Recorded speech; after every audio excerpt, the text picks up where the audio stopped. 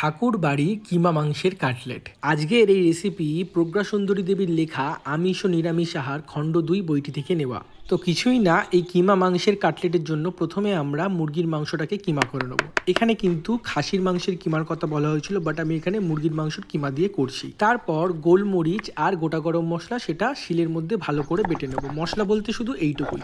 তারপর আদা আর রসুন সেটাকেও শিলে বেটে নেবো। এরপর কিমা মাংসের মধ্যে আদা, রসুন, নুন, লেবু, মেয়োনিজ, যে মশলাটা করেছিলাম সেটা, ধনেপাতা, কাঁচা লঙ্কা, পেঁয়াজ, টমেটো সস দিয়ে ভালো করে একটা মিক্সচার বানিয়ে ফ্রিজে আধ ঘন্টার জন্য সেট হতে রেখে দেবো। তারপর হাতে একটু তেল লাগিয়ে ভালো করে কাটলেটের মতো শেপ করব। আমি যেভাবে দেখিয়েছি কাটলেটটাকে সেইভাবে ফ্ল্যাটেন করে প্রথমে ব্রেড ক্রামসের উপরে কোটিং করবেন, দেন ডাবল এগ ওয়াশ করে ব্রেড ক্রাম লাগাবেন, আর এরকম চাকুর সাহায্যে ফ্ল্যাট করে এইরকম সুন্দর করে কাটলেটের শেপটা কিন্তু করবেন। তারপর আর কি, কাটলেটটা গড়া হয়ে গেলে এরপরে ফ্রাই করার পালা।